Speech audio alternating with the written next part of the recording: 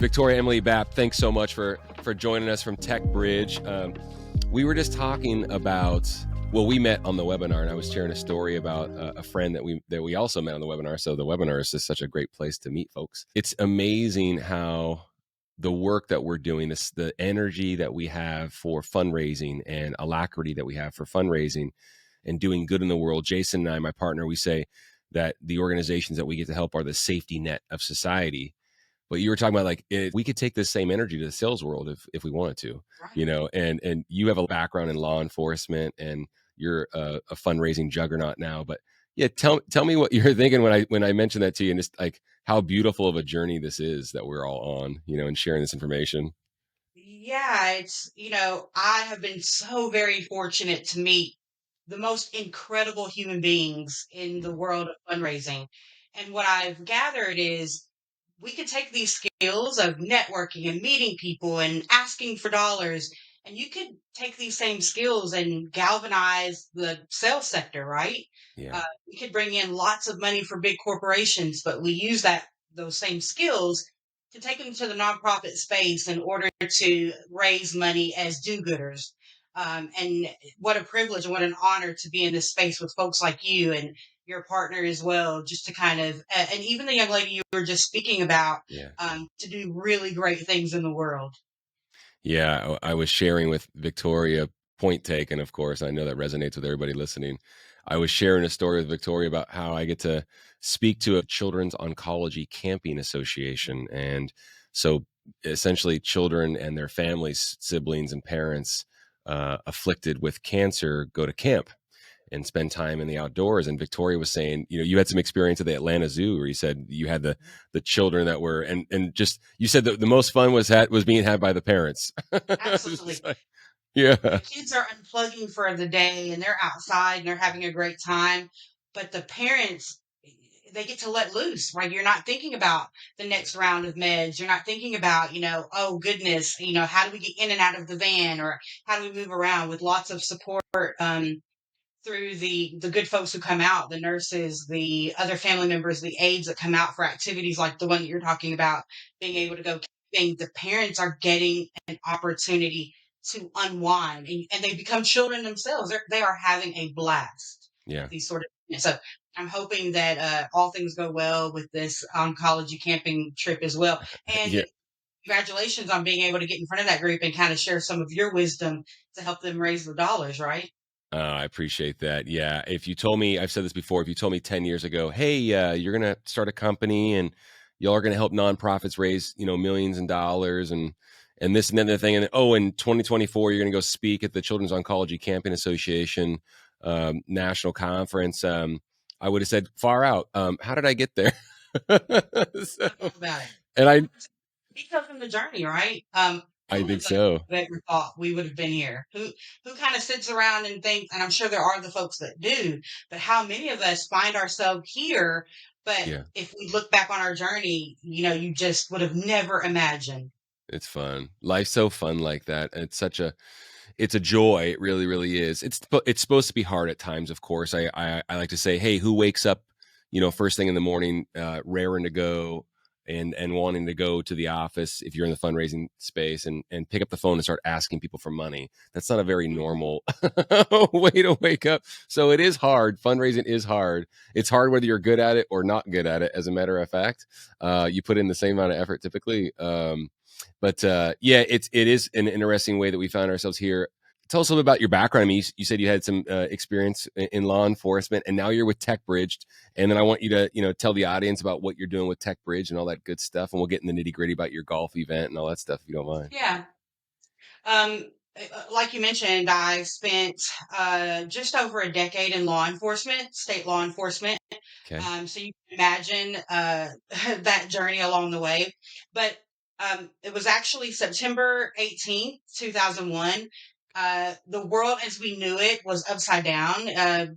Tuesday, September 11th, you know, what we thought was normal and safe and secure was turned upside down.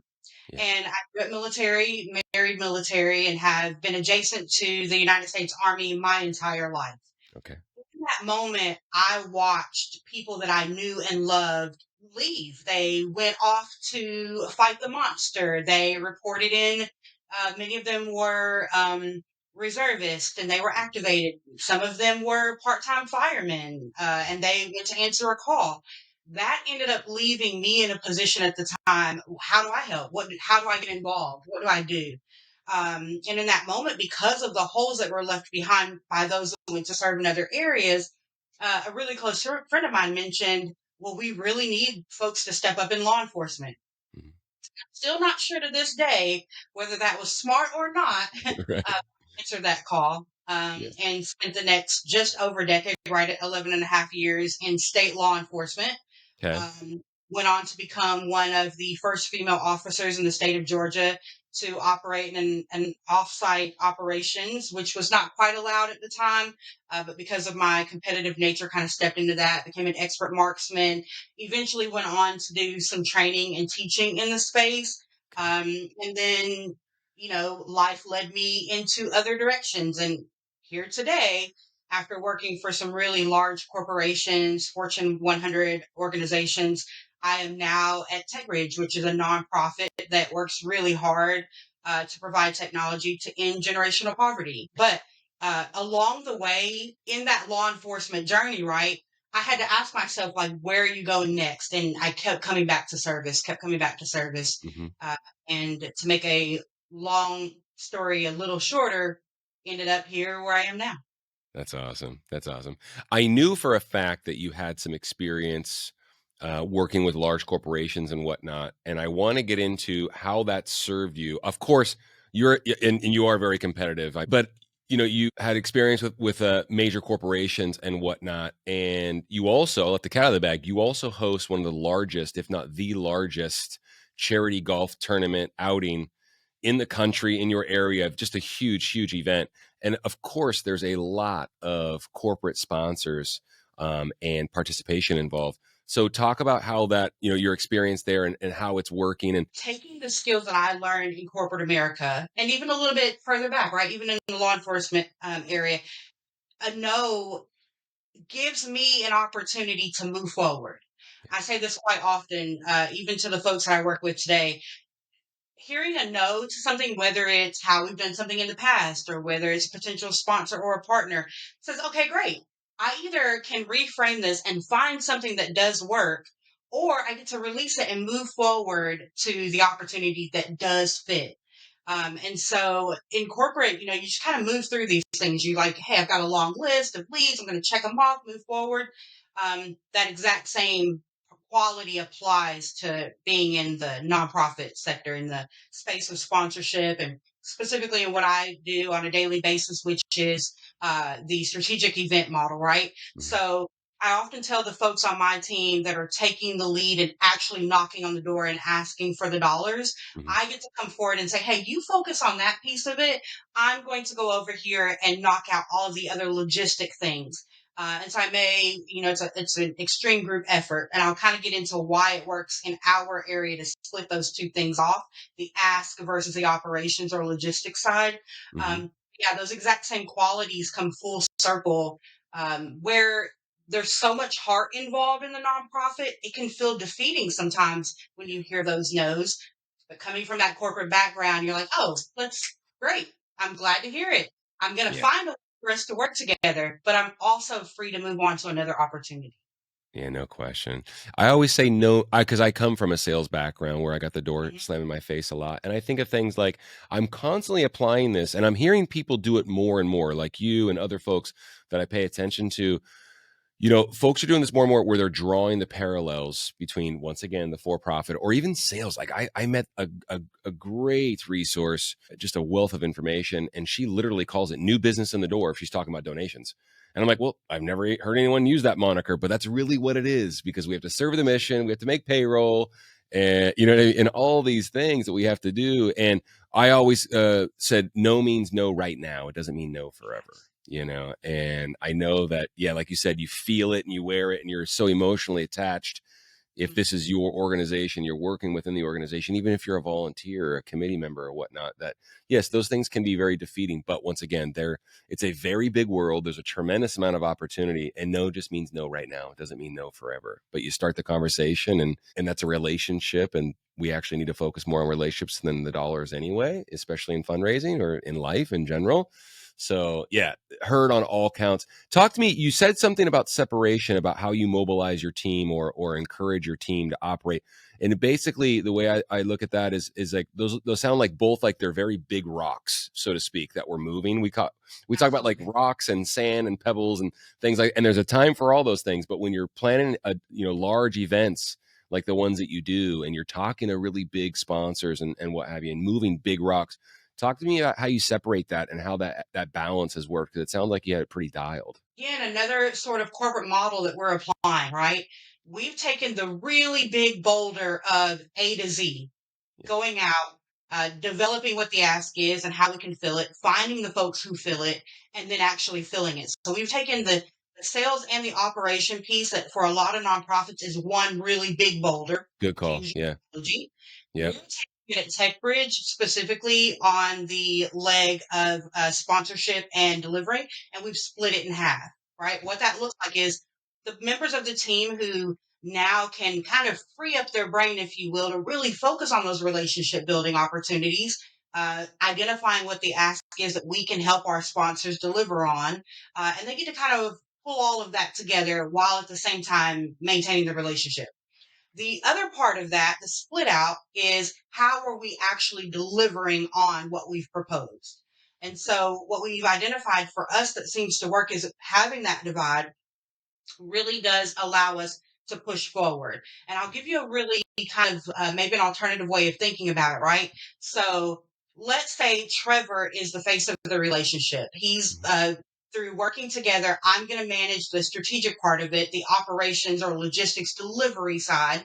And Trevor, you're maintaining that relationship, right? You can go to that sponsor and you guys go out to dinner and, you talk about golf on the call and you identify what exactly is it that we can deliver for you, what makes us attractive for you to be a sponsor. You get to maintain that relationship and you come to me and you say, hey, this is what we kind of pulled out of that conversation. This is what they're looking for.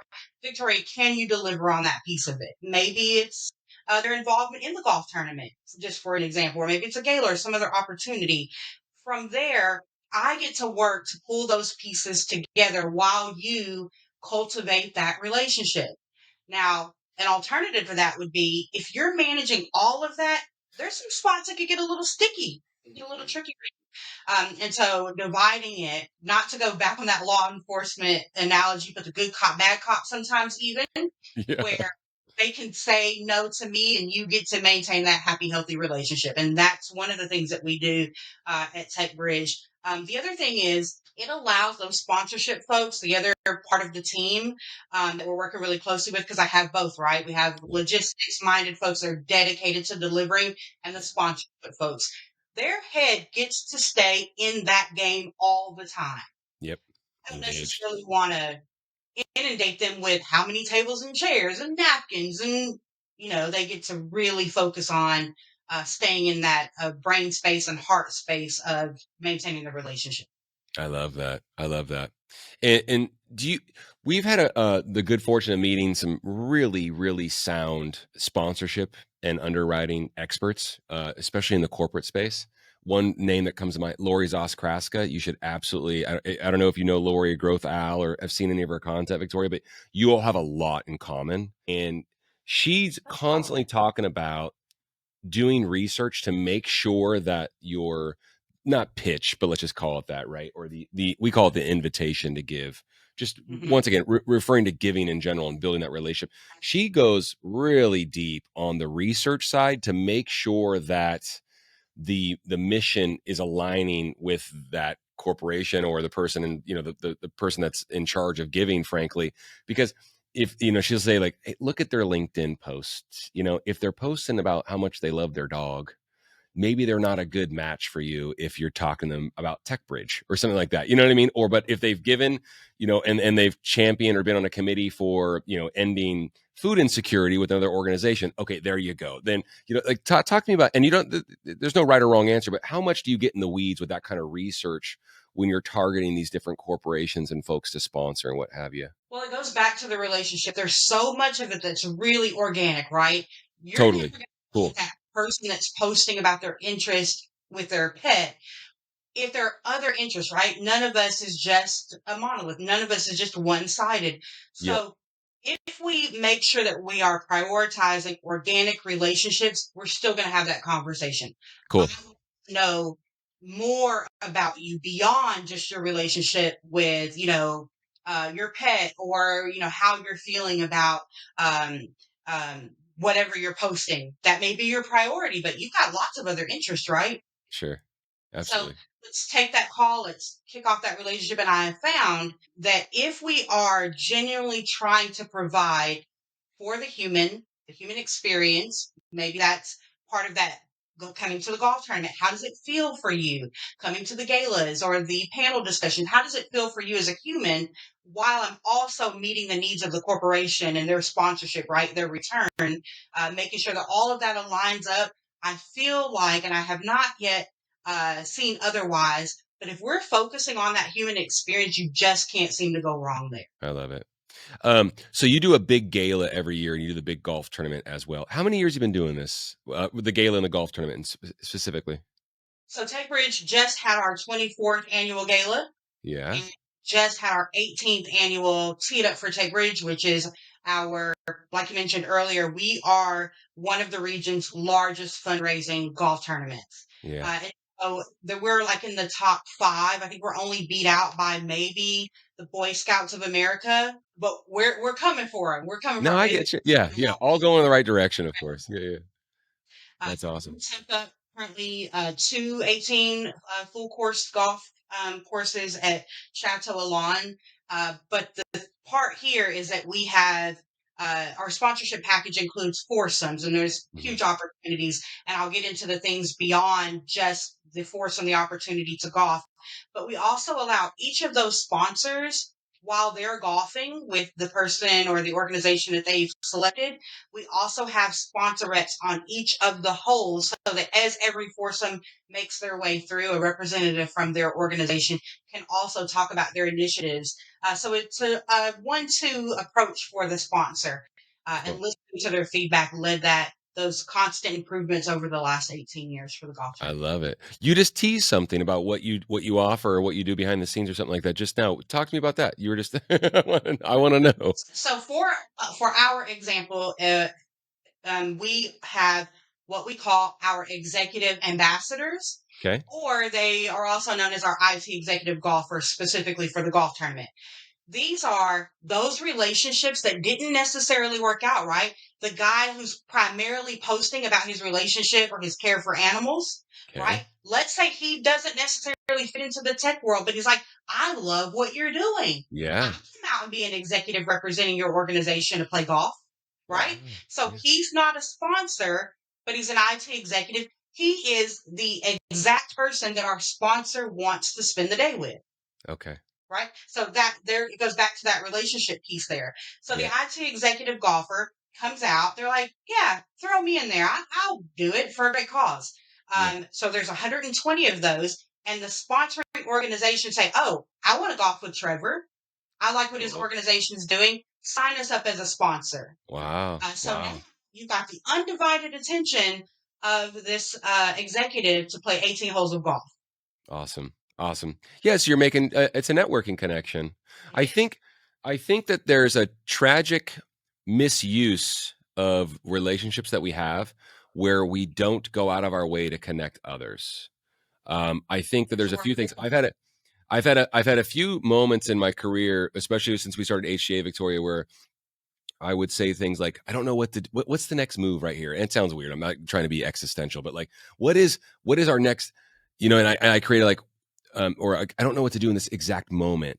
And I go, let's give something. So we just like, we one time we started just giving items away. We didn't know exactly what to do. Oh, I know what it was.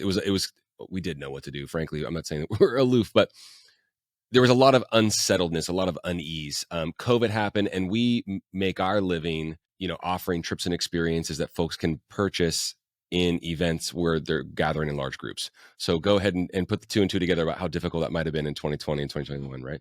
So it's like, yeah, what's the next step? Like, and I said, oh, we just created a thing where it's like, we just give things. It's like, you need something, we'll give it to you. You know what I mean? Because we obviously survived, and are really the reason why was because of our partnerships and our relationships.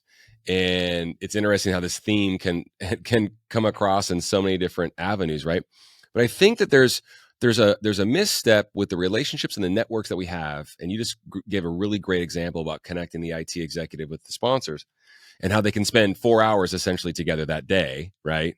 Yeah. And be pieced together that way, or paired together that way, pardon me, through an introduction, through a collaboration, whatever moniker you want to use to describe it. And one thing that I think about often is, if you don't know what to do in the moment, introduce somebody to somebody else. Like, I don't know oh, my 3:00 canceled. I don't know what to do. What could I do right now that's productive? And I just, honestly, you could introduce someone to someone else that might get value out of it. I just think that there's so much. It's just a misuse of our relationships because we have so many. There's so many that need to be connected to close the loop, so to speak. You know what I mean? And it's lovely that you're doing it that way. It's also very, very creative. I wanted to ask you a question. I got a couple questions for you. One that we just started asking that I really, really like, and I'll close with it. But the other one I wanted to ask is, for folks that aren't 24 years in, or what have you, and let's just talk about the golf in general. Let's just talk about golf. Because there's not a ton, there's not a huge blueprint. There's a lot of gala blueprints out there, and every event is so unique and has its own atmosphere and what have you, and feel, so to speak. Talk about golf and tell folks what you've learned in your time that you would absolutely avoid and that you would absolutely add as soon as possible to their next event, for instance. I will say that that's an easy but a tough question to answer, right? I could Yeah, probably yeah, write a yeah. book on both. And let's take a little bit of the pressure off of the folks who are getting into it. You don't know what you don't know, right? Yep. I Yep. can give you a blueprint and tell you exactly what to do, but there are certain things you'll have to give yourself grace for. Good. You'll have to get out there, and there are certain things you just got to learn. Keep asking questions, keep being curious, keep being willing to grow, and give yourself grace along the way, right? Be a student. Yeah. The best thing or the thing I would say that I've learned along the way in this journey is the value of people. There is no golf tournament without people. There are no sponsorships without people. I can say, oh, there's this really big, shiny sponsor I want to go after, right? They hit all the bells and whistles. Their initiative lines up with ours. They obviously got the dollars. But if we look at it from that perspective and we take out the people part of it, you may get maybe one or two opportunities for them to come on board. But if you focus on the people building part of it, you just, again, can't go wrong. Find the people in the organization that align with the work that you're doing, that are genuinely interested. They will go to bat for you every time. Yeah. Having genuine relationships, right? I can have the best pitch. You can drop me smack dab in the middle of a room with folks ready to write a check. But if I can't make the connection, I might get a check one time, right? I might be lucky enough to squeeze out a check one good time, a sponsorship, but I want to build a relationship so that you're calling me. We have folks for the golf tournament. If I don't reach out to them for the October event by March, they're picking up the phone calling me. Hey, Wow. hadn't got an email. What's going on this year? Yeah. Are you guys having it? Did I miss the correspondence about this? Build the relationships with the people. The other thing that kind of opens up the door and allows you to build those relationships is make sure that you're spending time on the strategy. You'd be surprised that if there are certain things you can automate along the way, if you can sit down and think about emails might I need along the way, right? I know I'm going to need an intro email and an invitation. And when it's all said and done, I want to send out a thank you email. When you've got the downtime, or even before you launch the project, consider what you can automate and streamline so that while you're out there really working on the relationships, you're not dropping the ball in the other areas that could have been automated. Love it. um, we have found that allowing that part of the process to to be focused on allows you to go out and have those genuine connections when it's time. I'd say those are the two things I've learned: not forsaking the relationship when given the opportunity, and make sure that you're automating processes and strategy when you can. Yeah. Make it clean and efficient. No friction. Love it. Love it. Smarter, not harder. I love it. Victoria, awesome. Great feedback. Thank you. Question. we talked about this at the onset. This is our new podcast question until I can come up with a better one, or we can do it together. But we say fundraising is hard, and that's okay. It's supposed to be. You know what I mean? Anything worthwhile is supposed to be. Fundraising is hard. Don't make it more difficult by doing what? Good question, huh? Isn't it good? Isn't it? Resistant. Ooh, what? This is the way we've always done it, so we're just going to keep doing that way. Or I call it rigidity. I call it rigidity, Victoria. I think it's one of the top 3 worst traits in business, in life, in just and maintain. Yeah, it's the world moves so quick.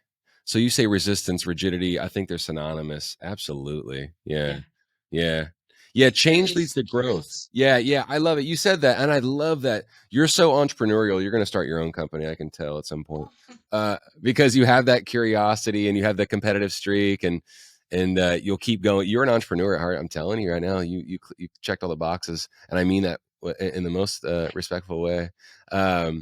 Yeah, I mean, that student's mindset. I just love that. I love that. I even find myself saying that to myself a lot, because my partner and I, we do like we work with a coach, and we've been talking about our vision and what that means for ourselves and our teams, our team, pardon me. And most importantly, our partners, not necessarily most importantly, pardon me, but very importantly, our partners and folks we get to work with.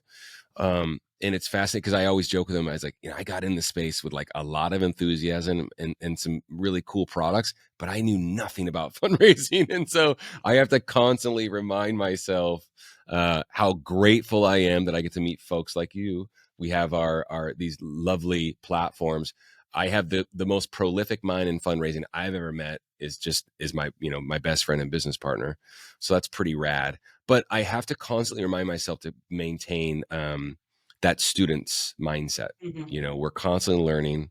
There's nothing, there's so much more out there. Yeah, I'm just also really grateful that we get to share it. So I appreciate you sharing it today too. That's awesome. Really, really cool. I love the work that you're doing. I love the approach. You want to tell folks where they can find you and where they can find TechBridge and what's going on and stuff like that, if you don't mind? Well, TechBridge is an Atlanta-based nonprofit, but we have a national footprint, right? In our areas of focus, you'll be able to see us all over the place with Feeding America, Goodwill, Urban League, some of our nonprofit partners. We've got over 75 large corporate sponsors. So we're constantly getting out into the areas that they're focused on and working with them, whether we're providing volunteers or we're going out to speak on some of their panels or other areas that they're interested in. But of course, you can always check us out at TechBridge. .org to find out some of the things that we're doing. The organization also has a podcast, and there's there's a pretty substantial footprint on social media, LinkedIn and Instagram, if you're ever interested. Or, if anyone's interested in contacting you, they can find me, shoot an email, and we'll make a connection that way. Awesome. We'll throw that in the show notes if you don't mind, and you can you can find Victoria on LinkedIn very, very easily as well. So please do so. And so we're putting your business in the street, Victoria. So now if folks have any questions about their gala or golf event or corporate sponsors, they're gonna have to ask you. So yeah, awesome. Can't thank you enough for coming. Really, really grateful that we even met. And here's your invitation to come back again at some point. We'll keep talking fundraising. Okay. Thanks, Victoria. Appreciate you.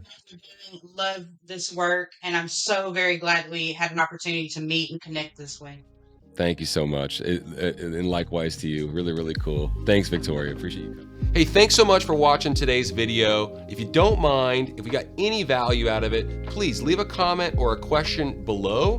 And if you're in a binging mood, we've got an HCA playlist of all of our podcasts and webinars that you can watch at any time. If you have a specific question about a certain fundraising topic, we're HCA. We've probably covered it. So take a look at the playlist, and we'll see you all next time.